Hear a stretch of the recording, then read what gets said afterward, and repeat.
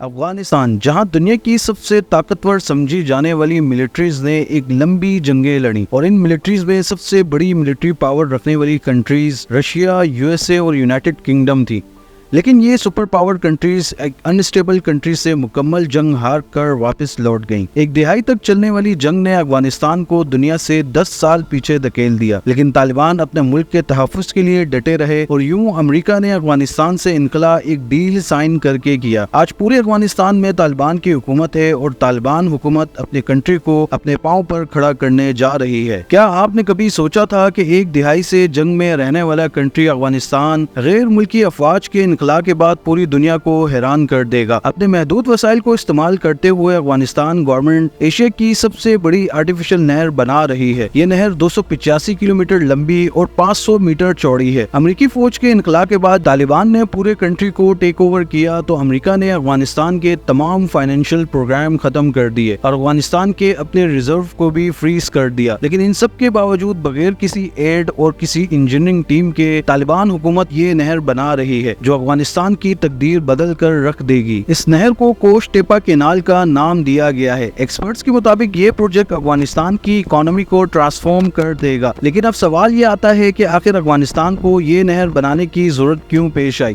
اس کے لیے ہمیں افغانستان کی جیوگرافیکل لوکیشن کو سمجھنا پڑے گا۔ ناظرین، افغانستان کا بارڈر 5 کنٹریز کے ساتھ جڑا ہوا ہے۔ افغانستان کے بارڈر کا کوئی بھی حصہ سمندر کے ساتھ نہیں لگتا اور یوں افغانستان کو جیوگرافیکلی لینڈ لاک کنٹری کہا جاتا ہے۔ افغانستان کو 80% پانی کی سپلائی ہندو کش کے برف سے ڈھکے پہاڑوں سے آتی ہے۔ اگر دیکھا جائے تو افغانستان میں 4 بڑے دریا بہتے ہیں۔ ان میں ہلمند ریور افغانستان کو 40% پانی فراہم کرتا ہے، جو ہندو کش سے شروع ہو کر پورے افغانستان کو کراس کرتا ہوا ایران میں جا گرتا ہے۔ لیکن یہ دریا ایران اور افغانستان کے درمیان پولیٹیکل اتار چڑھاؤ کا باعث بن رہا ہے، کیونکہ افغانستان اس دریا پر ڈیم بنا رہا ہے۔ وہیں ایران کا ماننا ہے کہ اس ڈیم سے ہمون کے ایریا خشک سالی کا شکار ہو سکتا ہے۔ پھر دوسرے نمبر پر افغانستان میں بہنے والا دریا جسے آکسس ریور کہتے ہیں۔ یہ سینٹرل ایشیا کا سب سے لمبا دریا ہے۔ یہ ناردرن پاکستان اور سینٹرل ایشیا کے بیچ پیمیر ماؤنٹین سے شروع ہوتا ہوا پھر افغانستان اور تاجکستان کے بارڈر سے ہو کر ترکمانستان میں انٹر ہوتا ہے۔ اس کے بعد ازبکستان کو کراس کرتے ہوئے یہ ریور ایرل سی میں جا گرتا ہے اور یہ وہی ریور ہے جس پر کوش ٹیپا کینال بنایا جا رہا ہے۔ اس کے علاوہ افغانستان کو ملنے والا پانی کابل ریور اور ہری رود ریور سے ملتا ہے۔ اگر افغانستان کو جیوگرافیکلی دیکھا جائے تو 70% افغانستان پہاڑوں سے گرا ہوا ہے اور پاپولیشن کی بات کریں تو افغانستان کی ٹوٹل پاپولیشن کا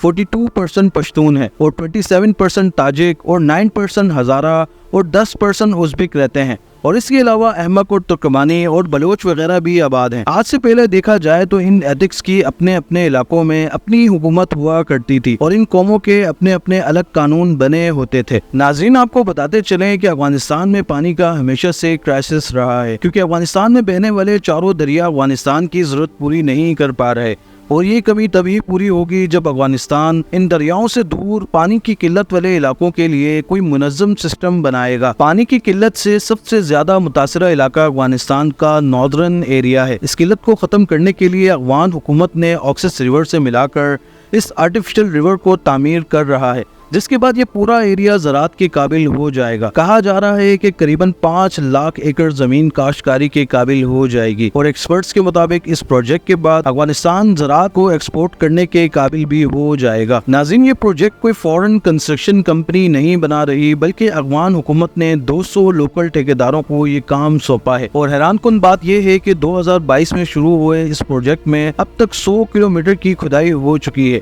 اور آپ کو بتاتے چلیں کہ اس پروجیکٹ میں کوئی ہیوی کنسٹرکشن مشین استعمال نہیں ہو رہی، بلکہ 7000 لوکل ٹرکس اور 2000 سے زیادہ ایکسکیویٹر سے کام لیا جا رہا ہے۔ اس پروجیکٹ کے ختم ہونے کی آخری ڈیڈ لائن 2028 ہے، لیکن جس اسپیڈ سے کام ہو رہا ہے ایکسپرٹس کے مطابق یہ پروجیکٹ 2025 تک مکمل ہونے کے امکانات ہیں۔ اس پروجیکٹ میں حیران کر دینے والی بات یہ ہے کہ اس ریور کی باؤنڈری کسی کنکریٹ یا اسٹیل سے نہیں بنائی جا رہی، بلکہ ریور کی کھدائی سے نکلنے والی مٹی سے اس کی باؤنڈری بنائی جا رہی ہے۔ یہ ریور مکمل ہونے کے بعد اپنے آس پاس کے 5 لاکھ ایکڑ ایریا کو گرینری میں تبدیل کر دے گا۔ اس پروجیکٹ سے افغانستان کے ناردرن ایریا کے صوبے بلخ، جوزان اور اریاب کے لوگ کافی خوش ہیں، جس کے بعد وہ اپنی زمینوں کو کاشتکاری کے قابل بنا کر پیسہ کما سکیں گے اور چند سالوں میں افغانستان زراعت میں خود کفیل ہو جائے گا اور افغانستان کی اناج کی امپورٹس میں کافی کمی آئے گی۔ امپورٹس کم ہونے سے افغانستان کو کافی فائدہ پہنچے گا۔ ناظرین، 1 دہائی سے جنگ میں رہنے والا کنٹری اب ڈیزرو کرتا ہے کہ وہاں کی عام عوام کے لیے ڈیولپمنٹ پروجیکٹ شروع ہو اور وہاں کے لوگوں کو اس کا فائدہ پہنچے۔ امید کرتا ہوں ویڈیو آپ کو پسند آئی ہوگی۔ لائک، شیئر اور سبسکرائب کرنا مت بھولیے گا۔ ملتے ہیں نیکسٹ ویڈیو میں۔